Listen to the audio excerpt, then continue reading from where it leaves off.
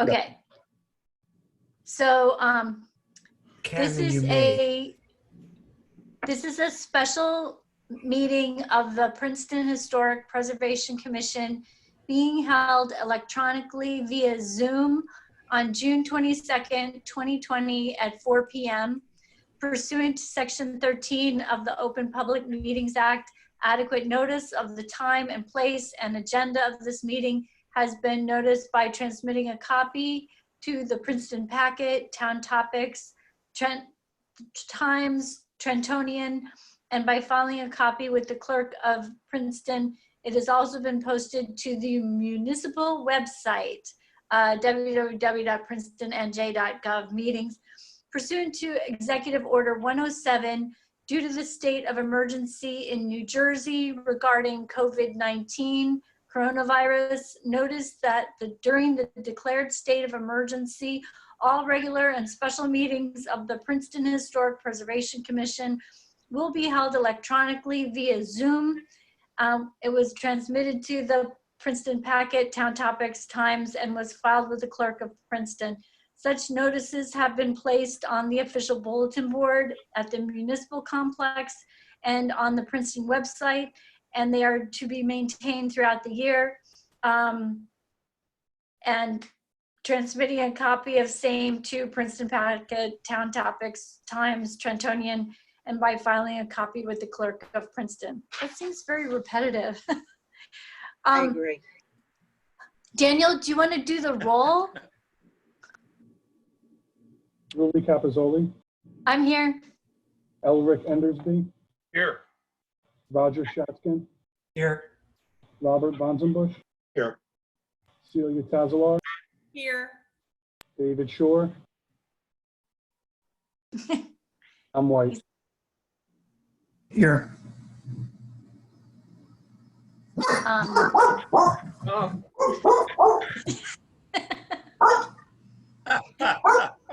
Tom in the lower right-hand corner. Somebody else is here. Yeah, extra member. So Daniel, you did a great job on the minutes. Thank you. They're excellent. Let's just look at them really quickly. Are there changes or corrections?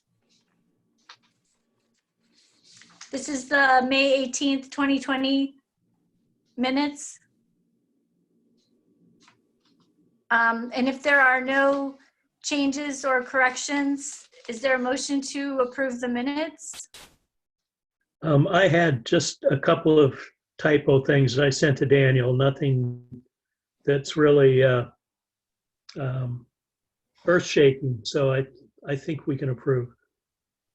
Okay, do you want to, is that, yes. So I just have a question about one under number 5, other matters, under A, where the first paragraph where it talks about member Tazalar states that she was a part of the idea about coming up with the committee. I think that, Celia, that what you were talking about there is that you were a part of the idea of the window replacements coming before HPC when it became extensive work, right? I had requested that in the past, and then I was also had suggested during this timeout during coronavirus that we maybe go back to having it be a subcommittee review. So, okay. Yeah, I think that's probably correct.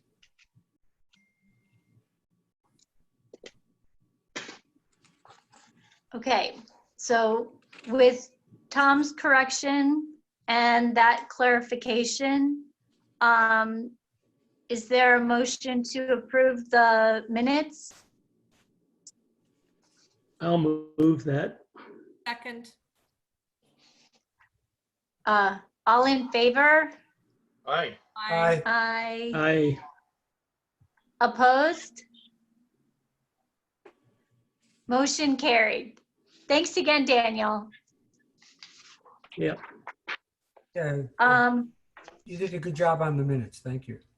Thank you. Yeah. Okay. So the resolution for King Properties, King Interest LLC, 338 Nassau Street.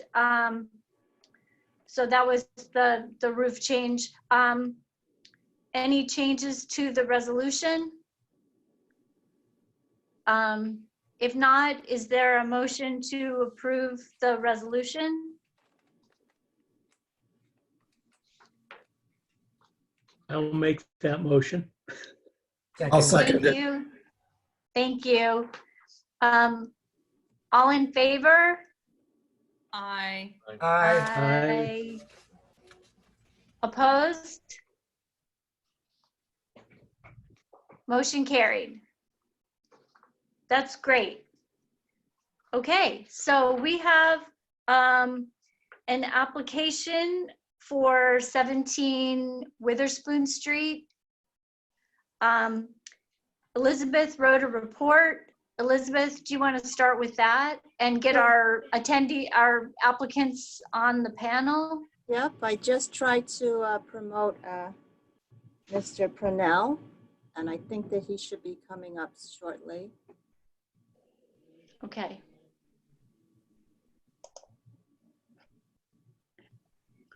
Daniel, do you see him? I promoted him, but let's see.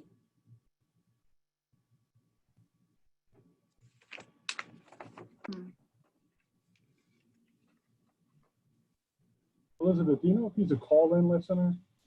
I'm sorry? Is he a call-in listener? No, he had a different, he actually was. Here with- he, here he is. is. Oh, there he is. Oh, okay. Hi, I was booted off. Oh, okay. Well, you're here That now. actually, that's Sorry the about process. When you're being promoted from an attendee, you're kicked off momentarily and then brought in. Oh, I did not realize that. Okay. Sorry we didn't warn you. Okay, thank you. Welcome. So Elizabeth is going to start with the report. Let's see. Okay.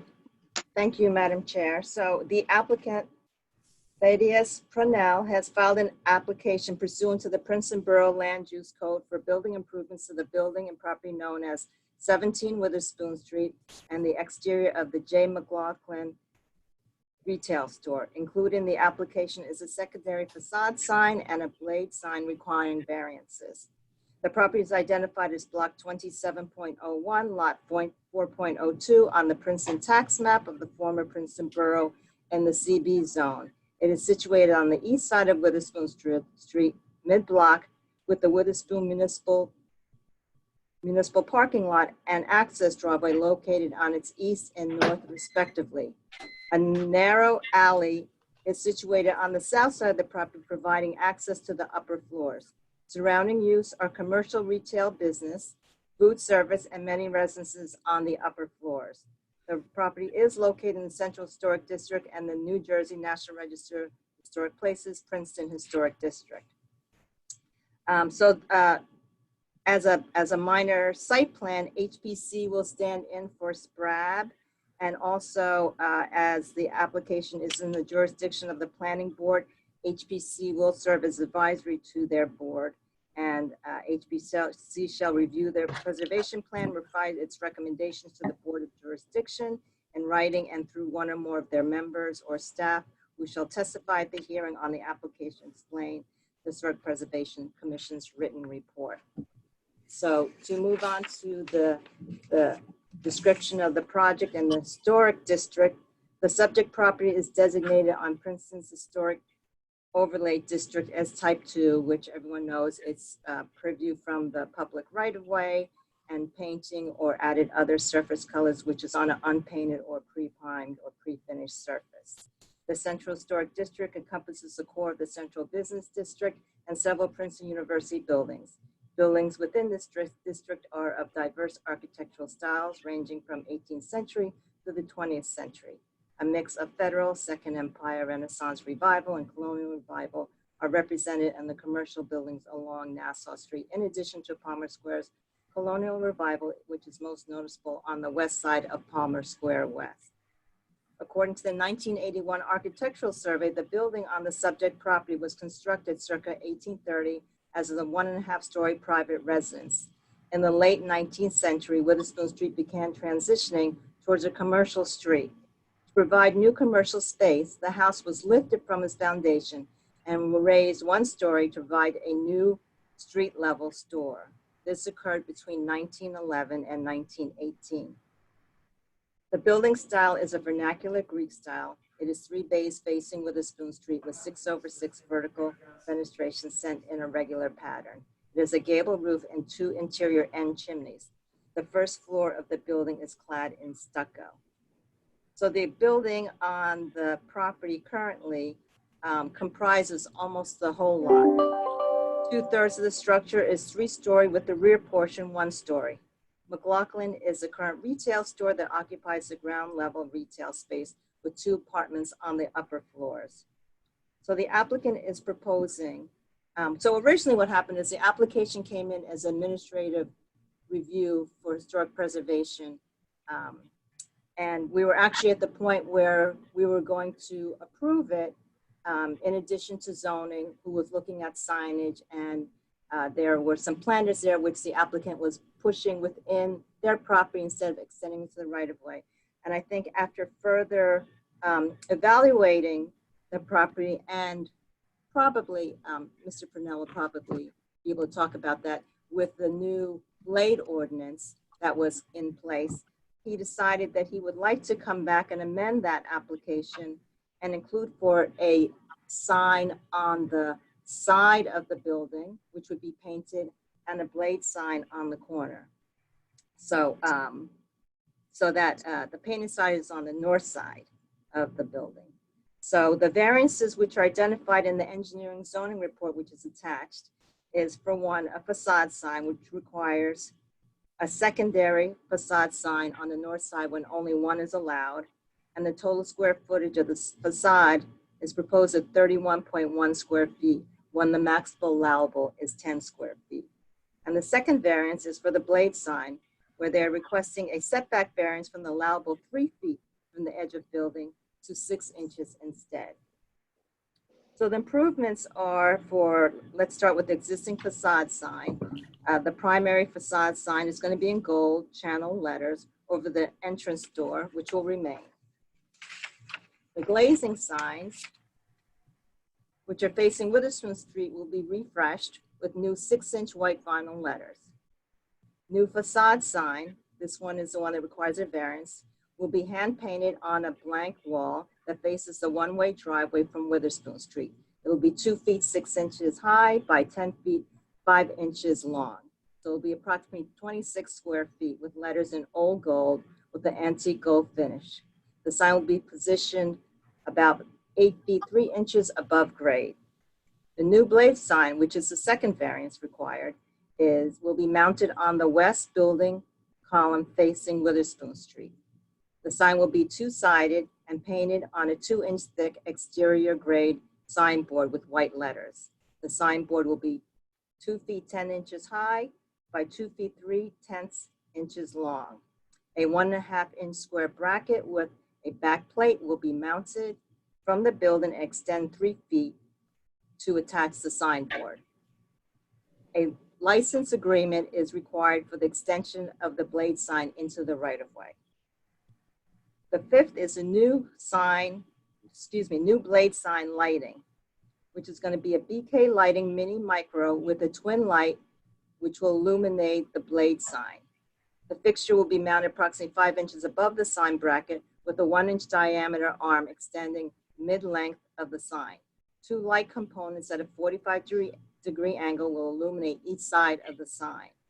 The lighting is equipped with a 3-watt LED light at 3K. The fixture will have a black powder coat finish. New planters will be placed on the sidewalk on each side of the front entrance. Below display windows, they will fit within the property limits now and will not extend into the public right-of-way. Planters are ivory stone fiber clay Chelsea trough 39-inch product, which measures 42 inches wide by 18 inches high and will be painted fine paint of Europe to match their new entry painting. The existing awnings will be removed. I think they already are. Yes. Exterior building painting. The front door, exterior vestibule, window frames, mutton sash, trims, shutters, downspouts, and exterior building will be refreshed with a new paint color scheme, which are not subject to historic preservation plan review under type 2. So the review criteria are again are listed for this application, and just some comments at the end. Please note that the applicant has submitted a photograph of a similar hand-painted sign on the building in Millbrook, New York within your package, and that's for the commission's review. That's on sheet A-4.0. The applicant is asked to explain how the signboard is attached to the blade sign bracket. That was kind of unclear on the detail. And a true color paint chip for the new sign and planner should be provided to the Historic Preservation Office and presented or discussed at this meeting. There's some conflicting information on the background color of the blade sign between two drawings, which are 1 and 5C, and the blade sign A 4.0. So it's just to determine, is it going to be determined later, or is there actually a color, which one of the drawings indicates that there is a color specified. And the commission may wish to recommend to the applicant a warm spectrum below the 3000 K LED bulb for the blade lighting, which often the commission has done. And the applicant is asked if they could please update their historic preservation application to reflect these new changes to the signage, which is a blade and the building sign. That's All right, it. thank you. Thank you, Elizabeth. So I'll hand it over to Mr. Purnell if you want to address the report. I think mostly it's about the blade sign and the colors. Yes, I Mr. think, Purnell, I'm sorry, I'm the attorney for the commission, and I'd just like to swear you in. This testimony you're about to give is the truth. I'm sorry, I couldn't hear you there, sir. I'm the commission attorney, and I just wanted to swear you in to indicate that the testimony you're about to give is the truth. Yes, it is. Thank you. Please proceed. So I think the discrepancy with the blade sign color was the drawings weren't, there was the various updates, and I think one of the drawings was lost, but the background color of the blade sign should match the color that's proposed for the entry door. So that will need to be updated to reflect what the entry door color is shown on the drawing. It should be the same color for the blade sign background. And typically when we do these blade signs, when we're allowed to do them, we will have the background color matching whatever the door color is. And the J. McLaughlin logo is typically either specified to be white or to be this antique gold. And I believe the blade sign was called out to be, logo is called out to be white here. The hand-painted logo on the side that's proposed is designed to mimic, or should say, reflect hand-painted signs of the late 19th and early 20th century. And we actually did a very similar sign recently in Newtown, Pennsylvania. So it's roughly the same size and the same material that was done in Newtown, except that was done on a clapboard building. But the color schemes are very similar. It's a dark gray building in Newtown that we repainted, and the color scheme that's proposed for the 17 Witherspoon Street building here in Princeton is also a similar gray color. And the antique hand-painted gold sign shows up quite well on this type of background. Elizabeth, are you able to share the drawing on the screen? Or Yes. Let me see if I can go in there. David, if I go to I want to go into the website to pull it up. Oh, you're on mute, David. I was just looking at it on my own screen. Why don't I try and share it? Okay. I need the host to allow me to share.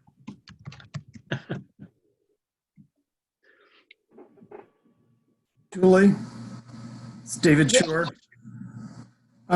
Several of us did not get packages. No, There were none. it's all posted on the municipal website. So every Which Zoom is very meeting, difficult to get prints from, or to get it printed out is extremely difficult. And I did not get notice that that's where I should look. I didn't get the minutes and I didn't get any drawings. So there was an email sent out about a week ago. I'm sorry. If the commission feels that they still want hard copies because it's difficult, we can ask the applicants in the future for that.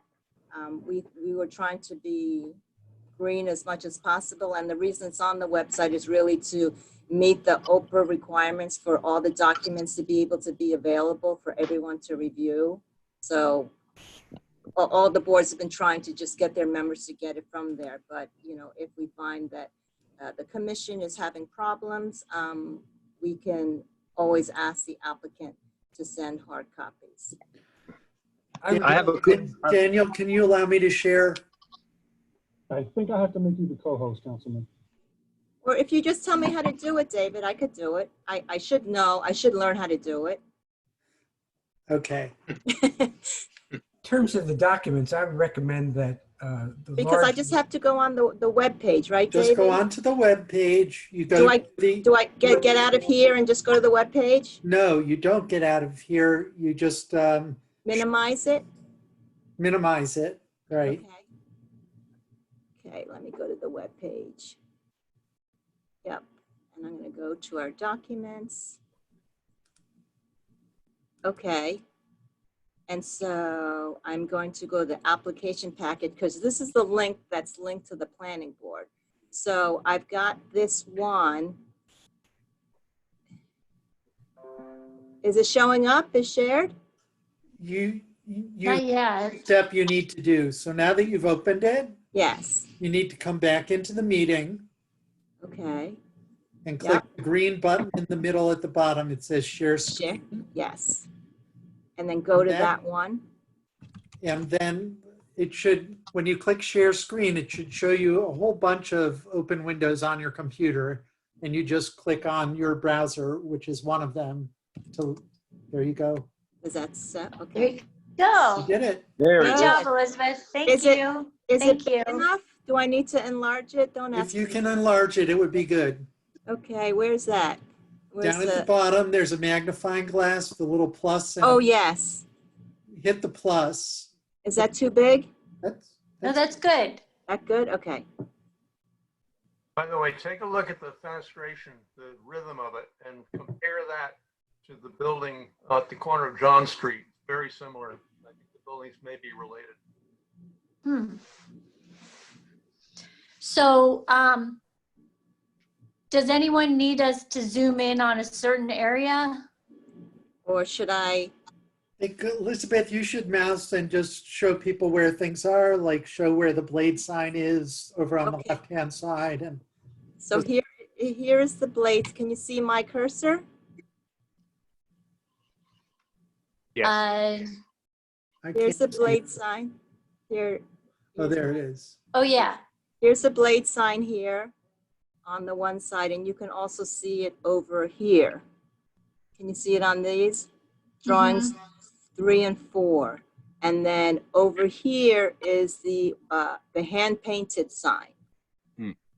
And this right here is a driveway, driveway that goes to the municipal parking lot back here.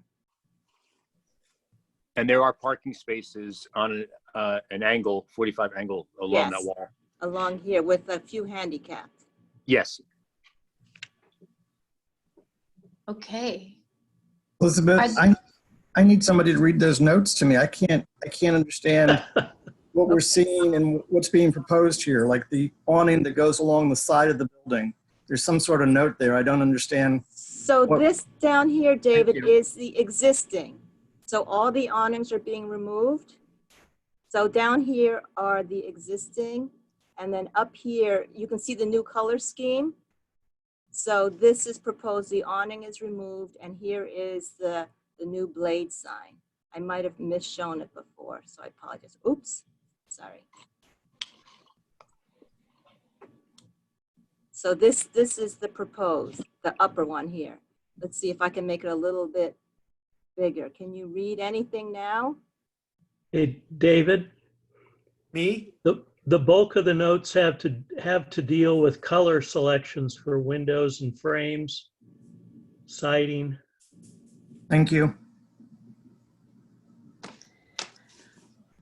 And Elizabeth, didn't you have a question about how the sign was attached to the blade sign attachment?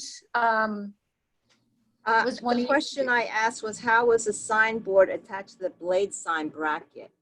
So are there little chains, or is there a metal attachment that goes from the bracket to the signboard itself? I didn't see any information on that detail.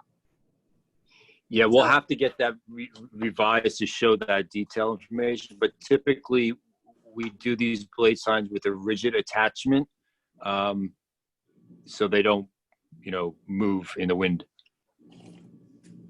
Okay, no swinging. No swinging. Okay. Are Rita? there other questions for Mr. Purnell? I just had a general question. Yep. Remind me, is there a maximum area for signage under the ordinance, the revised ordinance? And Yes. So if you look in the report, which talks about the variances, it talks about the two variances, one which is the facade sign and one which is the blade sign. So the facade sign, you're only allowed one facade sign, and so they're asking for a second one.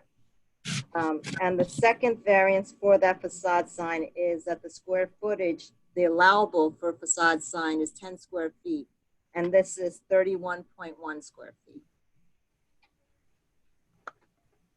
Elizabeth, while we have this up, in the report, your stated report, you said that the survey back in the 60s, I think it was 60s, said that the building before it was raised was a 1.5 story structure, really a 2.5 story structure, as you can see here plainly. And in fact, I read it and it does say 2.5 on the survey. Oh, sorry, error. Just for the record, so Tom doesn't Typing error. later. I'll fix that when it goes to planning. Correct. I'll make that correction. Thank you. Elizabeth, Yes. the blade sign ordinance, has that recently been changed, or it's in the process of being changed? I don't fully understand. There was no blade sign previously. And so this is a new signage ordinance that's been adopted. So it has been adopted. Correct. Okay, It was thanks. quite recent, within the last 6 months. Yeah, I think my only suggestion on this is that you have a proposed new sign in the alleyway that may attract people's attention if they're coming from Spring Street up towards Nassau. And then coming from Nassau down, you don't have any signage, well, unless you pay attention to the window as you walk by, or the flat signage that exists now. Would it make more sense for this blade sign to be on the southwest corner rather than the northwest? Well, That's a question for the applicant, I guess. You see it before you actually got to the door. Right. Yeah, I see what you mean. Yeah, the only issue with that I think, and it's just my opinion from walking down Witherspoon from Nassau, there seems to be a lot going on right there in terms of, you know, there's, we felt that it would draw your attention just as well if it was located where we're showing it now. And to be But I mean, that's the consideration that we could definitely take up if it's a recommendation of the Historic Commission to relocate it. right over the door, am I right? The existing one's over the door, Elric. This is to the corner of the building. Right. So Elric, this one where the cursor is on the front facade, that's their sign over the door. Now, And right. then this one is the blade sign that comes perpendicular to the face of the building. Thank you.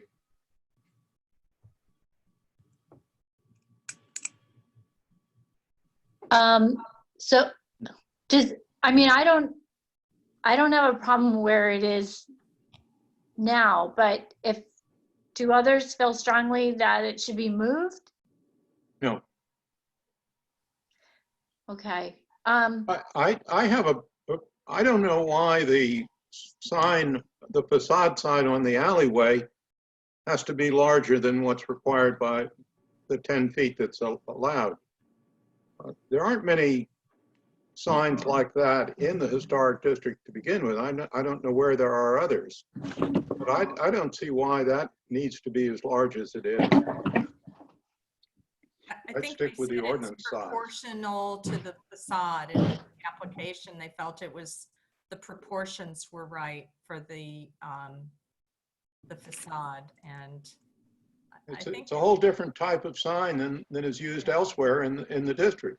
well, so are the blade signs are, Right, and I was opposed to that to begin with also, but it has been approved, so we have to consider that. but we have to look at the overall, isn't there a, I mean, there's an overall, if you add the three signs, the area of all three signs together, it's, it far exceeds the allowable area for signage. Exactly. So, Alternative, what would happen? I don't feel strongly compelled to recommend waiving the sign variance in this case with three signs. I agree. What would happen? So, Alternative, what would happen if the lettering on the wall was reduced enough so that it could be centered between the two windows of the building above, moving it toward the street?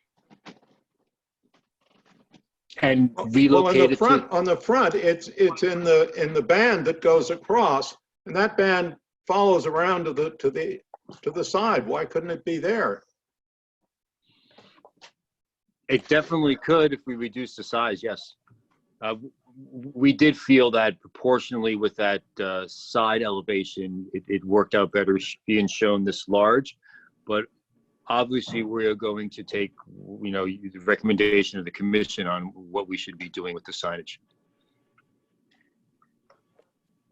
I think it's sort of reminiscent of, and I'm sure there were probably buildings in Princeton like this that had large signs painted or stenciled onto the upper stories of the building, sort of early commercial signage from, but I don't think that was there historically, and I think the suggestion to put it in that band is a good one. But that's still, even with that reduction of that side lettering, there's still it still exceeds the allowable limit, right? With the three, the side, the blade sign, and the front elevation. It also is a second sign, which is not allowed, although I don't have a real problem with that.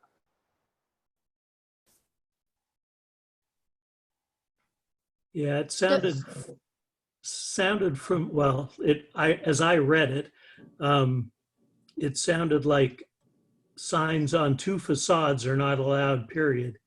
So You can- it'd be a variance regardless. I think the only time you can have it on two sides is if you're a corner building. Right, correct. So does the alley make this officially a corner building? Not No, according to the engineer's report. So regardless of our recommendation, there's still a need for a variance. Yes. But do members feel that the J. McLaughlin sign on the side should be reduced to fit in the band? With upper and lower case letters, it's a lot more vertical than one would suspect. And by the time you get all of that within what I'm guessing is 18 inches maximum, pretty small. But that's exactly what's in the front. Yeah. Seems to work on the front, should work on the side. I disagree. I spent a lot of time studying signs in all the different downtowns, and actually that was one of my major focuses at Columbia. I think that the J. McLaughlin on the sign, as it's on the side of the building as it's proposed, is actually quite good. I would actually not like to see it limited to the sign band or that cornice area that you all recommend, because I think that would look difficult to read and somehow or another constrained or phony. What I guess my big problem is the amount of total signage. This is like, it's right on the edge of a slippery slope here. I don't know what to do, but I do like the J. McLaughlin on the side. Let me also say that as someone who's worked with downtowns a lot and trying to get retail spaces occupied and what we're going through with retail tenants right now, I don't really want to constrain these people too much. I want to keep all the businesses we can. So that's just one side of where I'm coming from. I just, maybe it's the blade sign out front that I think adds too much. I think that's the one thing where we have the ordinance that allows for a blade sign now. And that's a new thing for us because we've never had that. I agree with David about the position. On the side wall, I think it can be smaller, but putting it in the band, it's no longer a sign. You really can't read it from a distance, and because the car's parked in front, you can't get up and up close to it. So it's sort of self-defeating. In the alleyway, there's no way of reading it from the distance anyway. As a pedestrian coming up the hill, you probably see it. Yes. And right now, Witherspoon's one way going the other direction. This is for a year, 6 months or half a year.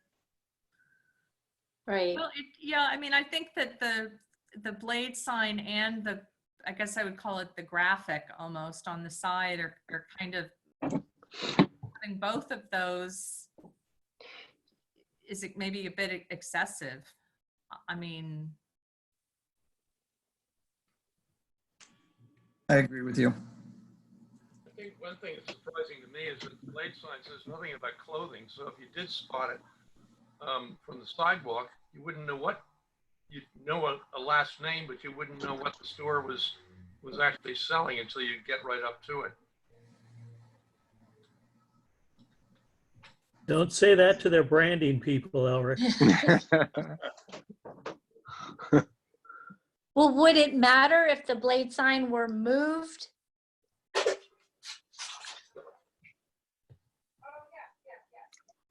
To the opposite side? Yeah. I mean, personally, I don't think it would really matter much, but if I may interject at this juncture, I think our feeling, if there is a controversy over having too much signage, a blade sign and a painted sign, I think the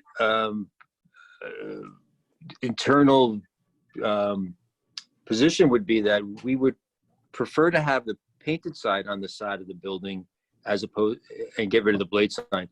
Mainly because we're trying to make, even though as per zoning or as per the survey, it's not considered a corner building, it is perceived a corner building by customers because it's very visible. The alleyway is wide enough to make it seem as if that is a true right of way, whereas the alleyway really is just a private street to access the parking lot in the back. But our repainting of the disparate elements of the building, as you can see, we have stucco and clapboard and brick. We wanted to try to bring it all together and make it cohesive. And we do have two windows that face the side of the alleyway, which allows visual access into our store.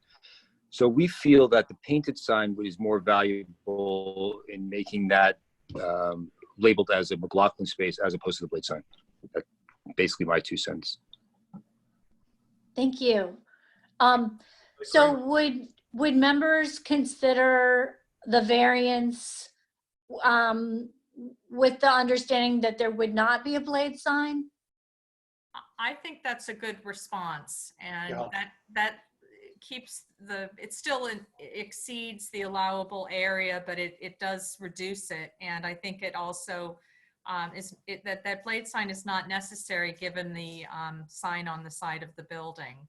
So although that is allowable, perhaps it's not the best location for it. The different type of building with a different set of constraints might better benefit from having a blade sign.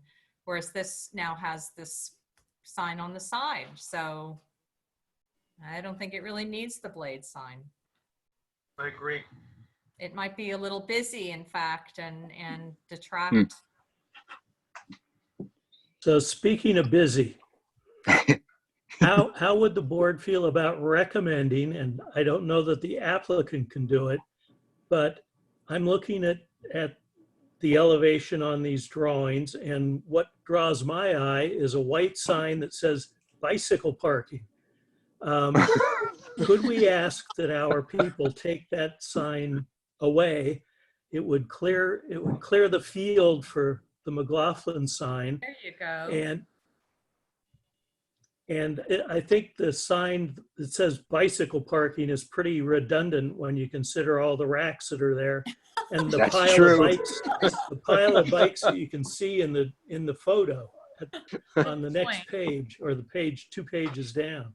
We suggested some time ago that any new sign there should be one deletion for every new sign that we permitted.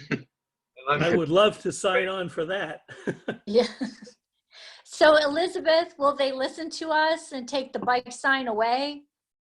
I think that it would be part of your recommendation. I mean, Okay. David. It really comes under 2 jurisdictions, so. Okay, David Cohen, any thoughts on that?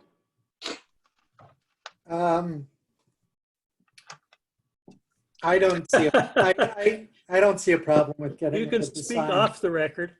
Yeah, right. Don't tell any of my peeps. But the bike advocates are my people. I don't want to alienate them right before the primary, but I think it should be fine.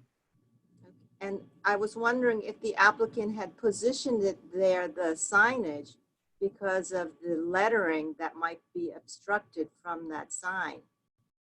And I know that Elric had talked about perhaps, I don't think there's enough room to center it over here, but I'm just wondering if that's the reason that it shifted so much over there, because of, they didn't want to obstruct their new sign with that parking.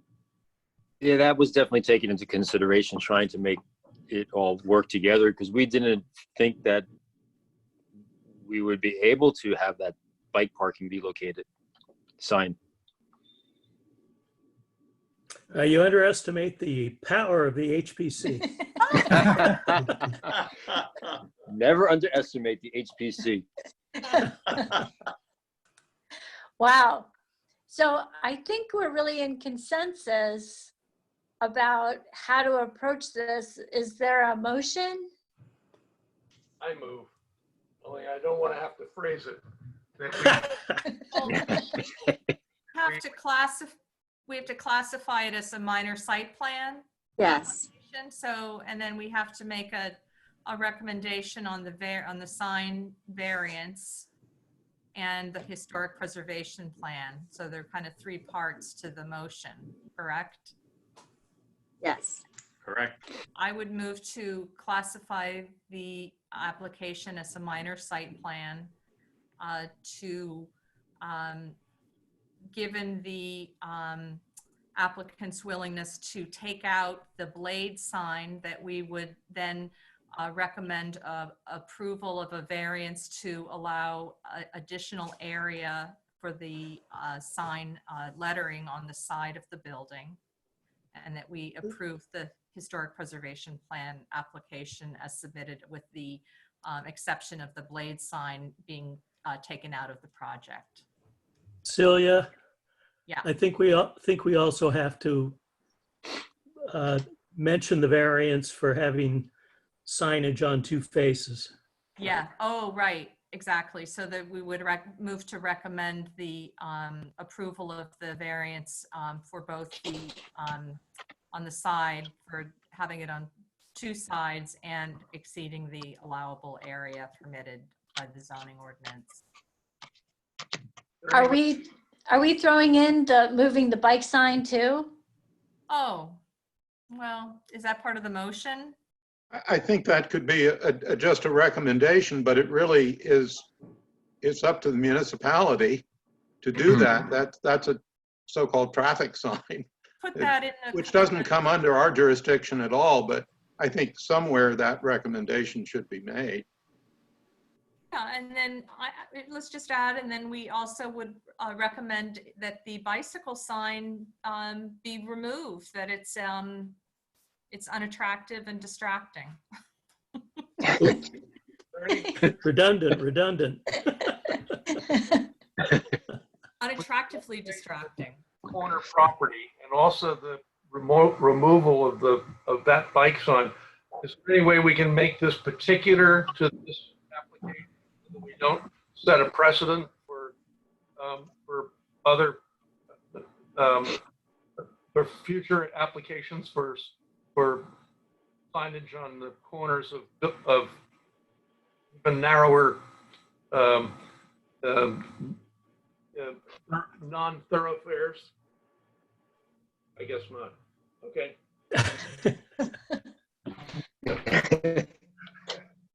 I think Ed has addressed this before, that each recommendation is unique to the application.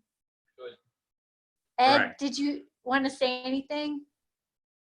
No, I agree with you, Julie. I think, I don't think this was set a precedent. We can turn down the liquor store.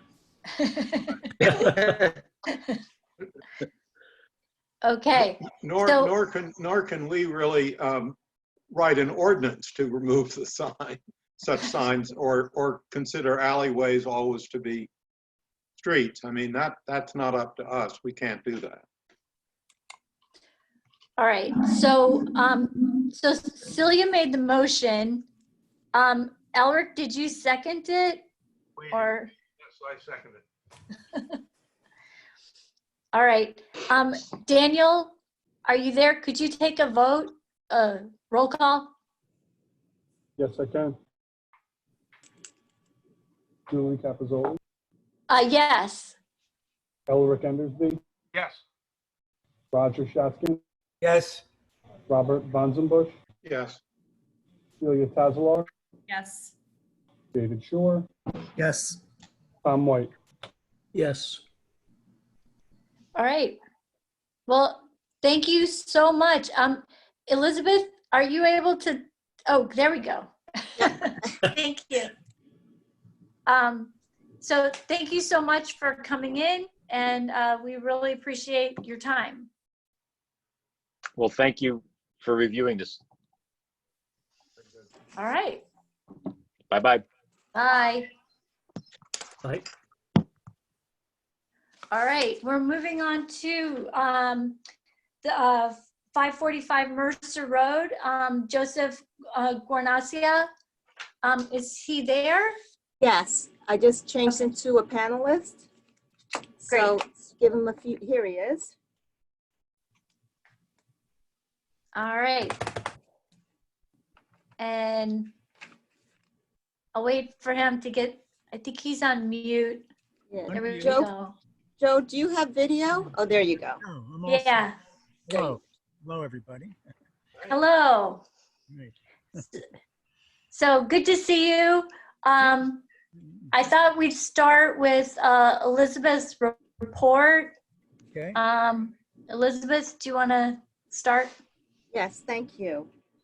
Joseph Garnacia, the applicant, filed for an application for historic preservation plan review in 2017 for reconstruction of his house, which included the front porch. HPC recommended the reconstruction of the porch, which was damaged prior to the house, but was bifurcated to make, to focus on the restoration of the main house under emergency review. And most of the HPC members, I believe, were part of that application. So the emergency review components of the application received an approval with several amendments to this approval. With most of the work completed, the applicant is returning seeking approval for the reconstruction of the front porch. The site is identified as 545 Mercer Road and known as the Clark Cottage. It is further identified as block 9901, lot 17 on the Princeton tax map. The property is comprised of 1.26 acres and lies within the R3 zone of the former Princeton Township. The property is designated as Princeton's Historic Overlay District as Type 1, which is subject to preservation plan review for all changes visible from Type 1 district and from the public right-of-way. Its visible parameters include painting or added other surface coloring on unpainted surfaces, primed or even unprimed, or existing painted surfaces. The history of the site is located and location and the details of previous approvals were attached in the Historic Preservation Officer's report dated November 16, 2018, which was part of the documents. Prior to the storm damage, the front porch of the Clark Cottage was screened on 3 sides with a door on the east side near the driveway. A wood ramp from the driveway provided access onto the porch and kitchen door. The porch was slightly elevated with brick piers, but without steps. 4 8-foot-tall turned posts were evenly spaced along the front of the house with decorative brackets. The porch had a hip-styled metal roof. So the following is presented within the application for the reconstruction of the porch, which is all framing lumber, porch decking, posts, and railings will be pressure-treated wood. The ceiling will be 1/2 inch by 3-inch tongue and groove beadboard. Decking will be 5, I think that's probably wrong, 4/5 inch by 6-inch tongue and groove. The porch will be treated with a clear, transparent, waterproofing wood finish. Posts will be 4x4, again, pressure treated with chamfered corners. Posts will be painted the same color as the house trim. Porch roof will be a standing seam metal with patina copper color. The applicant wishes to make changes to the front porch that existed prior to its damage. These alterations are, the alterations from that will be posts will be changed to simple square posts and with a slightly lowered porch height of 8 feet to 7 feet 11 inches. He proposes no decorative brackets, installation of 2 new steps off the front of the porch. He'd like to eliminate the screening, eliminate the railing attached to the posts and the screening, and change the hip-style roof to a shed roof. And additional site improvements which are included in this application deal with providing a new stone walk from the front porch steps to Mercer Road and to install a gate to the existing fence along the right-of-way. The gate is intended to match in style, material, and height to the existing fence and will be recessed about 4 inches from the post and swing inward. The gate will be 40 inches wide and 72 inches tall and the same height as existing fence. The new stone walk will be installed at 34 inches to 44 inches wide. It will begin at the new gate near the end of the new porch steps The walk will be elevated 6 inches to allow the porch deck to be less than 30 inches from grade, therefore eliminating the need for railings. To accommodate the grade change, the front lawn area will be graded towards the side yard beyond the driveway. And the review criteria for preservation plan, again, is listed within the report, and just some general comments and recommendations. The porch is situated at a lower grade than Mercer Road, and I know that this was discussed previously, I believe, when the applicant came in for his concept review. The applicant believes the road was originally lowered and over time had been raised, possibly due to flooding. The land use engineer has reviewed the site and determined that no grading plan is required.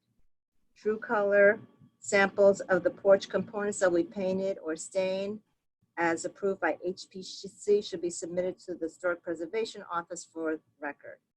The applicant is asked to amend their application to include the new site improvements, and the applicant is asked if there are any sustainable measures that he has implemented for this part of the project. Thank you. All right, thank you. Mr. Garcia, do you want to add anything or? Sure. Yeah, sure.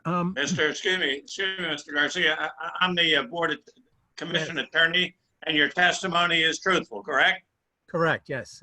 Thank you. Thank you. Well, okay, so as we discussed earlier, we did a pre-application meeting. I met with you guys and I presented the original porch, which appears to be something of the era of the Victorian era. And so while that style doesn't go with the house per se, and in fact, maybe the house didn't even have a porch originally, I thought that I would like a porch back on the house for various reasons. So I did some research around the neighborhood, and I have two examples that, the Clark house has essentially the porch that I would like. I mean, that's sort of the poster child of of what I'd like this porch to look like. I also have the Quaker Meeting House, which has a porch. They're very similar, shed roof, very simple design, exposed rafters, timber rafters, etc. So that is really the look I'm going for. It's going to be a standing seam metal roof. Now the decking is not going to be pressure treated wood. It's going to be, I'm hoping to go with black locust, which is a local lumber. I mean, it's a very common tree around here, and I would think that that might be something they would use in this kind of application. I would call it a sustainable product. The path I want to, so the original house, I have some old photos. Clearly there was a path from the front door directly to Mercer Road. I'd like to reestablish that. And in so doing, I've collected, there's photographs in my application. I hope you guys have been able to see it. That constitutes my plan, but it's a basically natural stone. It's the natural Stockton mud stone, and it's something I think that they would have used back in the day. It's going to be a variable width, and it's going to be, I'm not going to be cutting any. I'm going to fit it together like a jigsaw puzzle as closely as possible to make it, and I think it's going to look very nice. So that, and yeah, so and as far as paint go, all the exposed wood, ceiling as well as posts will be painted with the same color trim as I have on the house. And I supplied the paint formula with I have an existing can. I did supply a picture of that for your use. So and then as far as the decking goes, it would be right now it's simply a clear finish on the decking. That's Thank you. Hey, Elizabeth, is it possible for you to show the proposed porch plan? Let me go through and see if I can find it. Elizabeth, I'm going to suggest, I already again went and looked for it, and it's rotated on the page. Oh, I downloaded it. I think, again, if I could share my screen, it's going to be the quickest and easiest way to do this. okay. Daniel, do you want to, Daniel has to give me permission to share the screen. yeah. Daniel, do you want to, Councilman, do I have to make you the host? make me the host? Uh, Sure. Or you want to make David the host? You can Or make me you the can- host, but it should also be possible to allow Sure. participants to share the screen. And just as a point of procedure, it's important to be able to give the applicants the ability to share their screen to make presentations. So we should really figure that out procedurally for future meetings. Good point. I have some example photos and that kind of. Okay, I've got it. You got it? Can everybody see it? Oh, Yeah, thank you. These are the drawings for the proposed porch. I also have the drawings for the existing porch, and I have the photos that Mr. Guarnaccia referred to, if you'd like to see those.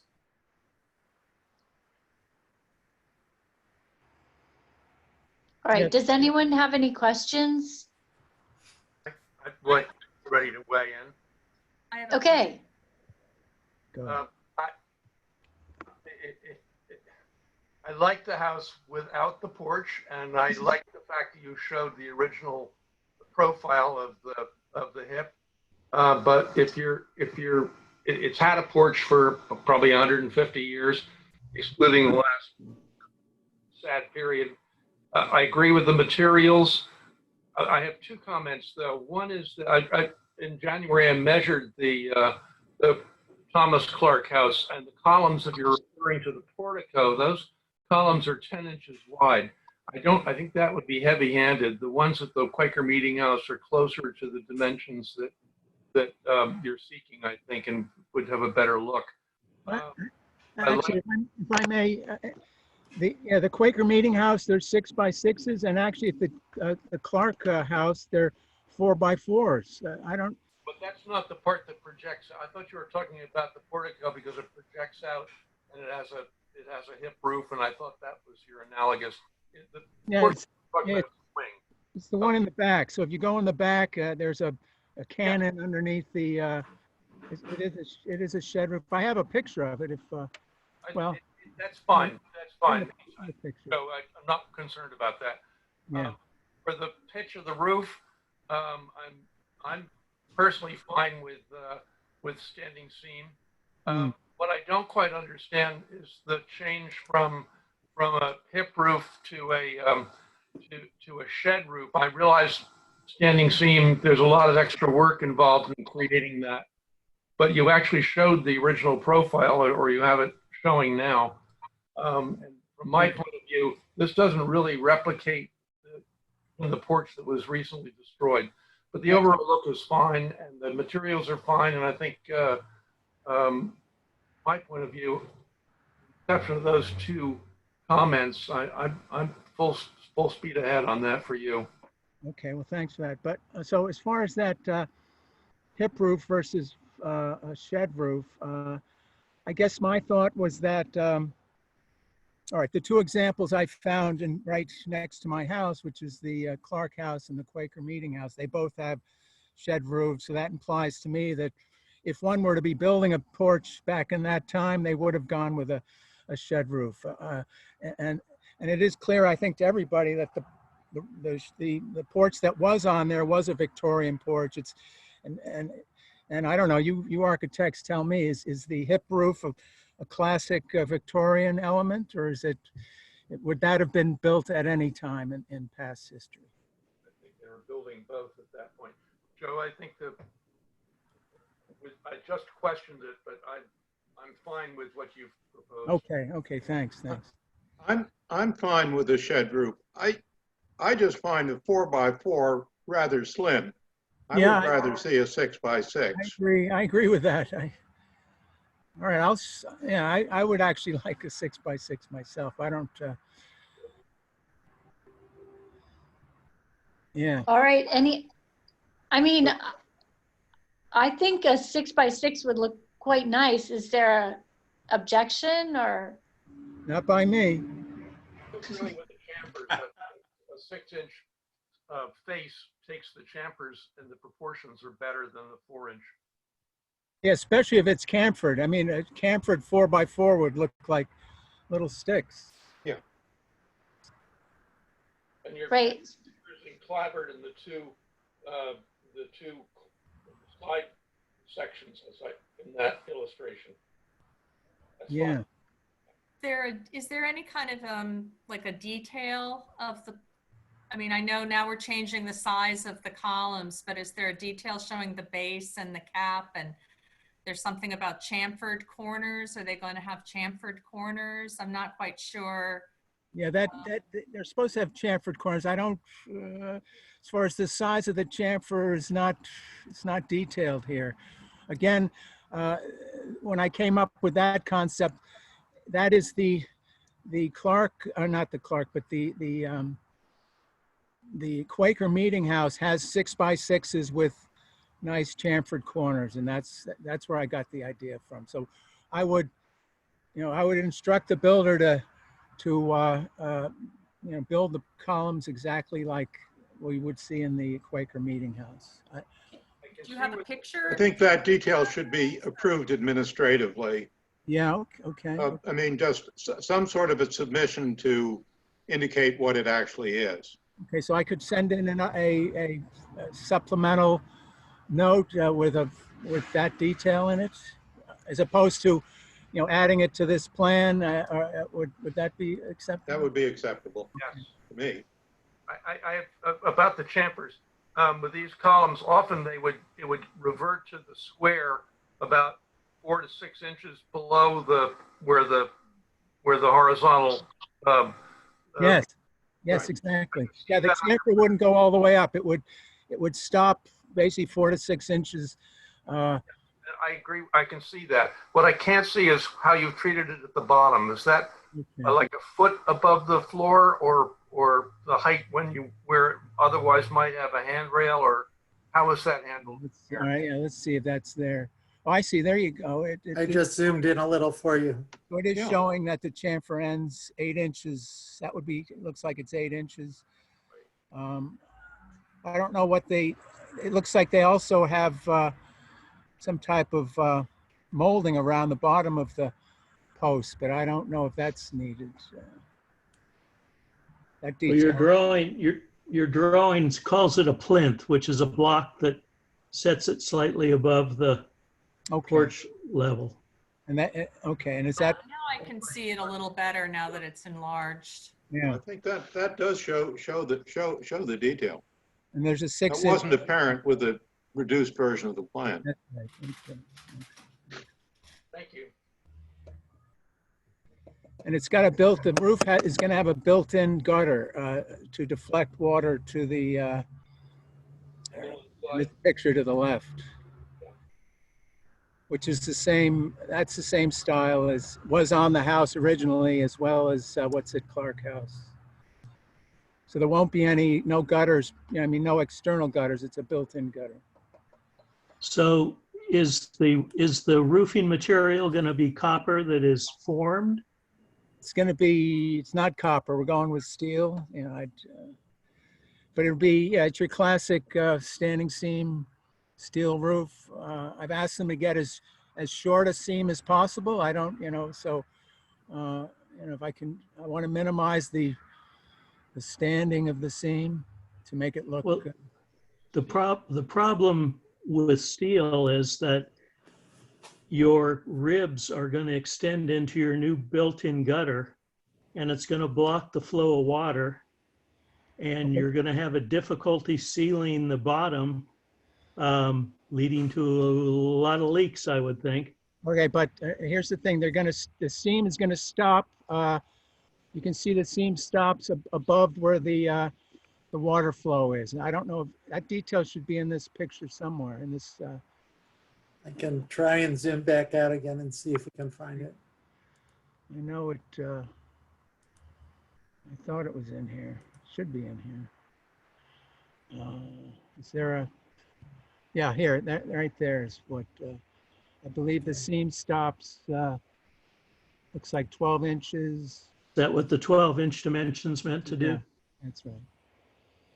And then you've got this a ridge that goes longitudinally, which deflects the water. I thought that was a nice detail. The other question I had is that you're not showing roof deck, you're showing beadboard ceiling. Right. Is there an intent to have like a plywood deck? No, Or- it would be, yeah, the deck would be this, would be a tongue and groove beadboard, and then, and the rafters would be exposed. So it would be, you would look up and see essentially the decking as well as the rafters. Well, what you're going to see is a lot of fasteners if that's what you're fastening your roof to.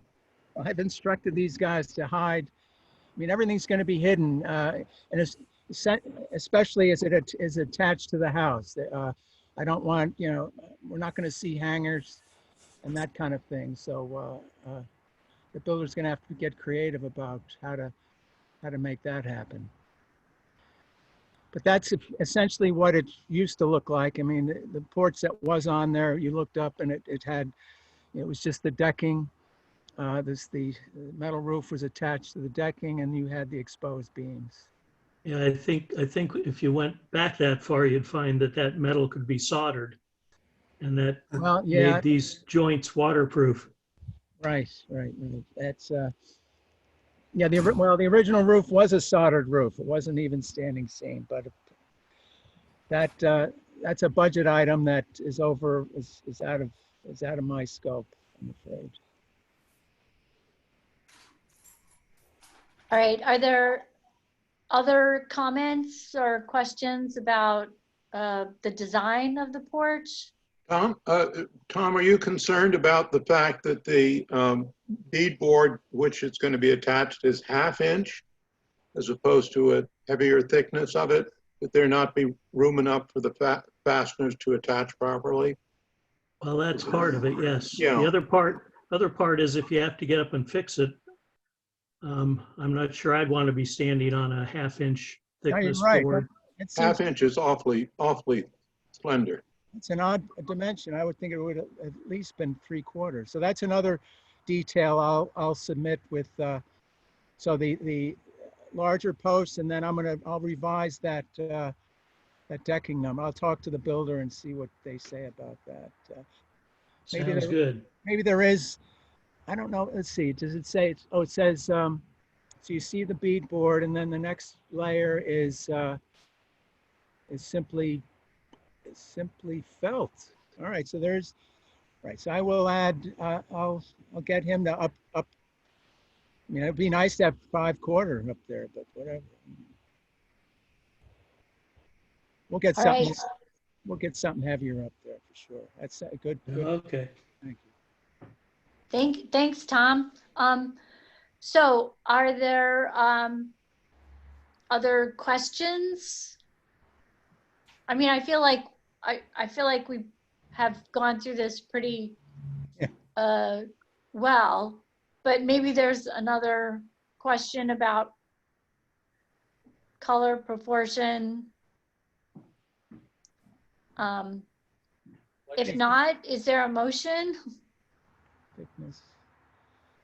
I move that we accept the proposal with the caveat that some of the suggestions posed this afternoon be aired administratively with Elizabeth.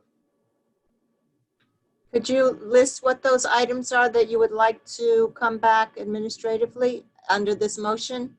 Oh, let's see, what have we got? The columns. Yeah, 6x6 columns. Upgrade columns to 6x6, and then increase thickness of the roof decking to at least 3/4. Perhaps. Let me talk. Yeah. So, in essence, just increase the thickness of the roof decking, and I'll have. Firstly, I'd like to see a larger depiction of the horizontal siding and the way that fits under the roof cap and the ring. Right. Right. So over here on the left there, yeah, that, Left or right, yeah.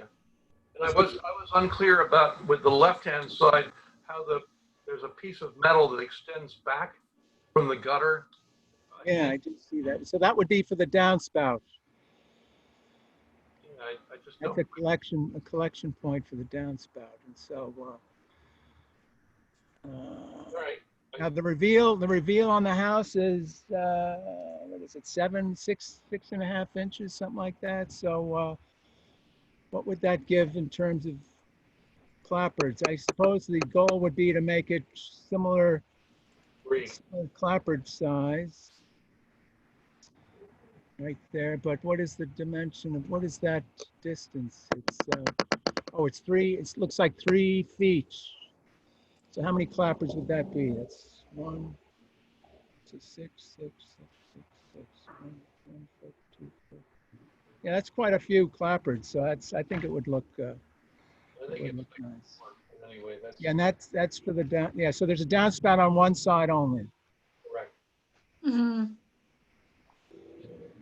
I think the other point that Elric had made earlier was that that the chamfer should be detailed a little more clearly. Okay, so essentially the size of the chamfer. Okay. Yeah, and the head, so to speak, of that column and the base. As in when the chamfer stops and When it stops, when it starts. Okay, okay.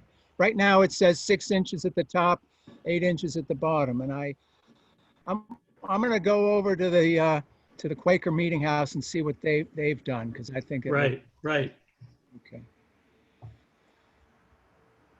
Okay, so the chamfer height might change. The column width is changing, and the decking is Roof deck. changing. Yeah, the Right. roof deck is changing. Okay. And I will just comment that the 2 side elevations actually show downspouts on both sides. So I think I heard you say there would only be 1 downspout. Should That's the instruction, right? So let me verify. Well, that is what I'm going to do. I told him specifically, I can't have water coming down on the driveway side. So I need all the water going to the other side. And that's how it was, by the way, originally. So I know I've talked to him about it. Agreed. So you're saying that both sides have it on there, huh? Yeah, you can see here it's on the right-hand side, Right. and here it's shown on the left-hand side. And also, it doesn't show on the front elevation. It should. And it should, yeah. Mhm. Oh, smoke. Oh, So Elizabeth, Those are corrections that I think could be made and handled administratively, though. Okay, good. So downspouts too. But I would also suggest calling out the dimension of the downspout because it looks pretty tiny. If those Yeah. It'll match what I got at the house. Okay, good. So the diameter of the downspout. Okay, and it'll be round. It'll be miles round.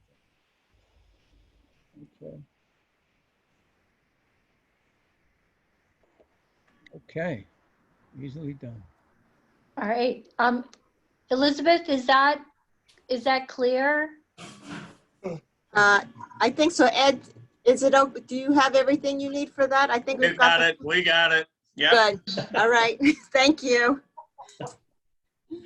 All right. So with those changes, does anyone have a motion?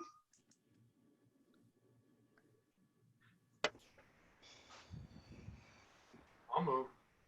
Okay. Thank you, Ulrich. My computer's running low on the power. It burned. It was so hot before it went out, so I want to make my motion quickly. All right. Thank you. And a second. And I'll second it.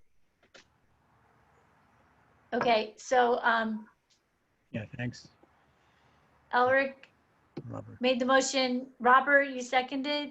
Thank you. And Ed, you've got all the changes? We do. Okay. Daniel, you want to take the roll?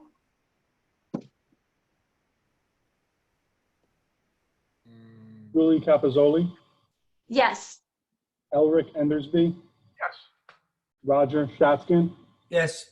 Robert Bonzenbush, Yes. Ilya Tazalar, Yes. David Shore, David, unmute. Raise your hand. David, unmute. Blink Oh, muted. David? There we go. Oh, battery's going down. I can't get the control. Yeah. Yeah, pass, whatever we're doing. Yes. Yes. Tom White. I'm gonna have Yes. to off or find a plug. Let me see what I can do. All right. Wow. Well, Joe, I hope this has been helpful. Yes, it sure has. I really appreciate your help luck. and very excited to get this. I can actually use my front door eventually. Oh, that's right. great. Well, thank you for coming in. Appreciate it. Thank you very much. Appreciate it. Thank you. one person is outside. Daniel, Under here in Princeton. Yes. I just wanted to explain to you how to make it possible for all panelists to share. There's a little up caret next to share screen. If you click on that, it'll open a window. It says advanced sharing options, All panelists. panelists. Okay, so for future. Oh, I see it. Yeah. Oh, thank you. Okay. So then any of us could share. If, Or, I mean, if that any- setting is done correctly, anybody Yes. can share, and it's especially important for the applicants. Right. They can- All right. So I put it on as all panelists now, at least. Just Great. try it. Okay, so we are on to public comment. Do we have members of the public here? Kip Cherry is here. Okay, Let me Can see if she we- wants to talk. Does. Okay. okay. Let's have Kip come in. Yeah. Just, It's going through the portal. yeah, she's here. Okay. Oh, there she is. I thought it was a rabbit hole. I don't know. Yeah. All right, so here we are, public comment, Kip. Take Okay, it Can away. you hear me? Can you hear me? Yes. Okay, so I just want to bring up the two sites on Cherry Valley Road again, just to keep them fresh in your minds, because I've been doing some more work on those sites. And I had a long conversation with the owner of site of lot number 1, which is on the corner. And then lot number 2, as you will call, is owned by a bank, the Amboy Bank. And there is an application for perk test on lot number 2, and we're quite concerned about where that might be going.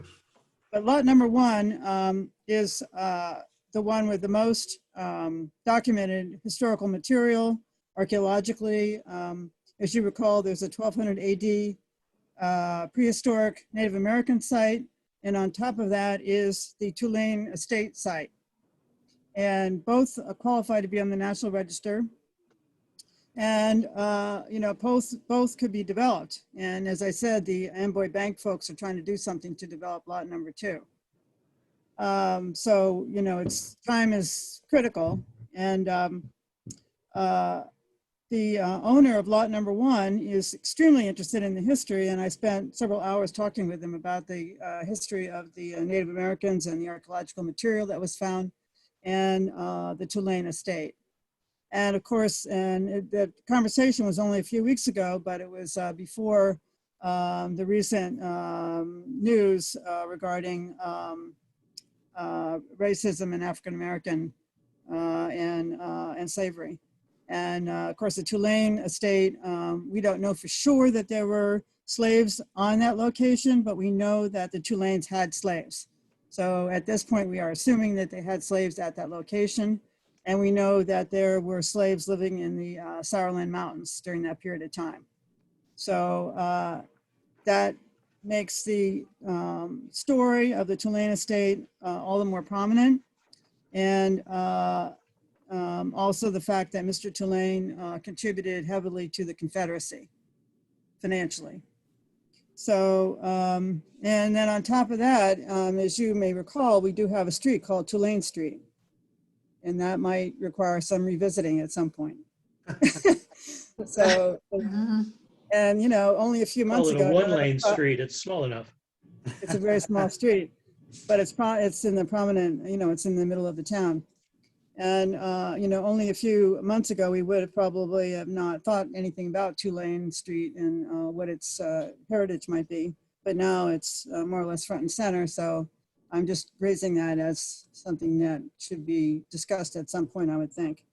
But in the meantime, we need to preserve these properties because once they're gone, they're gone. And so that's kind of where we are right now. We've been discussing fundraising and purchasing property and that sort of thing. But most of that discussion was before the current economic stress. And so it's hard to know exactly where we are right now with that opportunity. And there was also, of course, Green Acres. And I think they don't have quite as vested an interest. They're not, the property's not connected to a park or that sort of thing, but they are interested. So I just want to keep it visible in your minds that these are two sites that are, you might call them problematic in terms of their preservation, and also are becoming more and more important and visible in terms of the thematic issues involved. And, you know, I don't think that Princeton ever thought they would have a site that would create such interest potentially as the Tulane site might create. So that might also create an opportunity for financial assistance.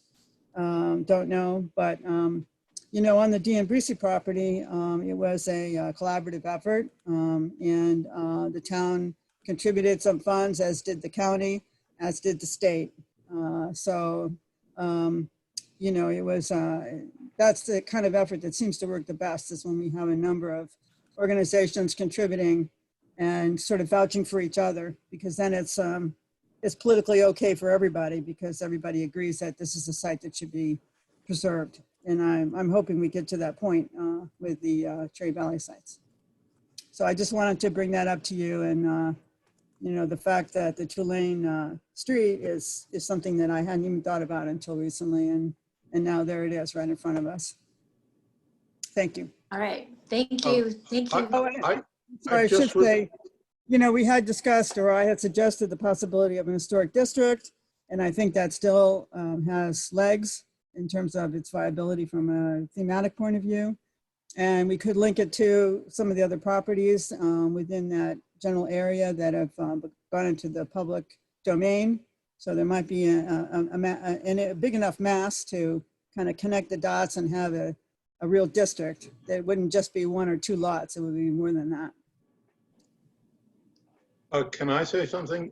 One is, yeah. I think if it could be placed on the master plan, if there's some way of doing that. Once it's on the master plan, my understanding is that then if somebody tries to develop it, the town has a year, which would give it more time to put something together if it decides to do so. I think in some respects, there's almost more of a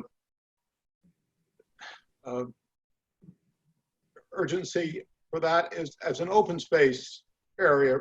So it would be on open space as well as historic preservation, that one could justify that. Okay, thank you. Too, that's not just Princeton Township. That part of the Tulane estate was on the other side of the road in Montgomery, which is, I mean, our historic district for the tavern is partially in two townships. So I know it can be done, but it is a complicating factor. And your master plan would be much more straightforward, it seems to me. Master thank you. plan putting it on the master plan, if it could be done quickly, would at least buy some time. Right. Mhm. And you might recall too that Paul Tulane, when he sold the estate, did move into Princeton. He lived in a house on Stockton Street. So it's not just a perimeter issue. He does have a life in town. And of course, he's buried in the cemetery and his statue is there. It should be pointed out that he was one, like Duke, he was willing to give a lot of money if the College of New Jersey changed its name to Tulane University. So he's already had his name stricken. Set. All right, thank you. Elric, does that mean the monument in the cemetery has to go too? Monument, he already arranged for the fact that it's his rear end that faces the university. That is. We could just turn them around then?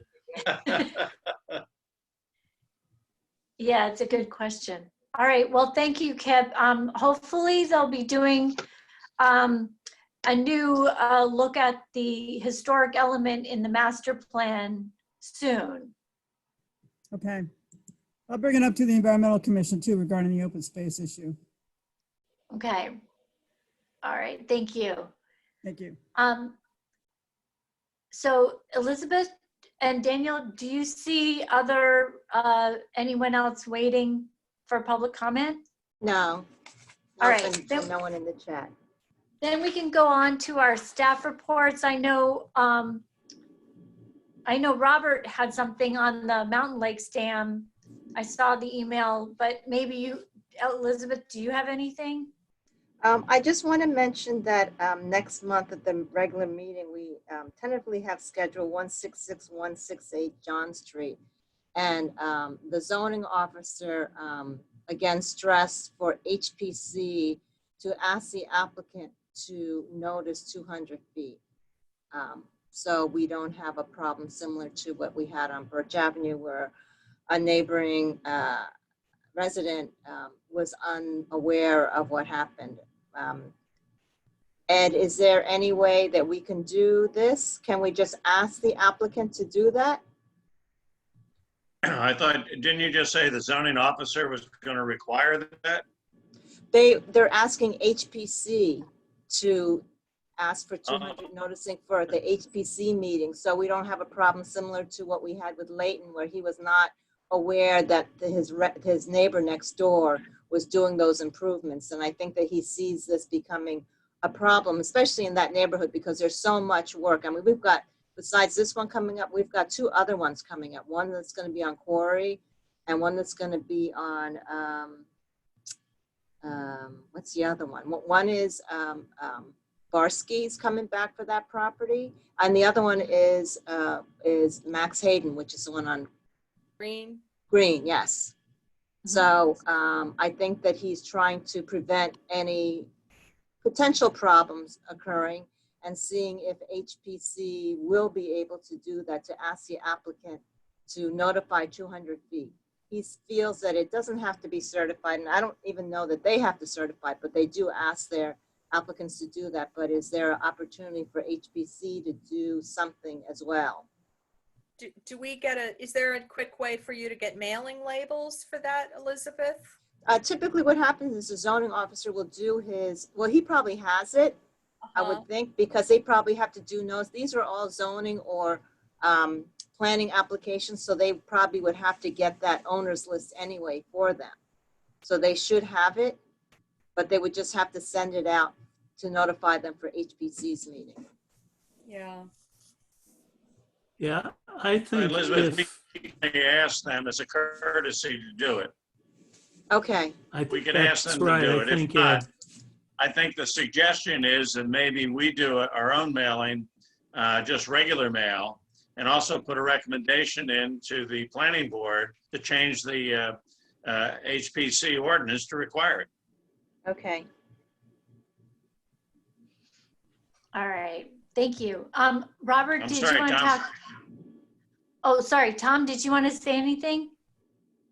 No, I was just going to say that if couch it in terms that it's protection for the owners against somebody coming and challenging the results of the hearing, and if it's, doesn't have to be certified mail and could just be a hand-delivered notice, I think it covers the owner as well as trying to cover ourselves. Good point. Yeah, good point. Yeah, they should have to be sent certified, or they Yeah. have to give a list proving that they've done the mailing, that sort of thing. That's very onerous. Yeah. Right.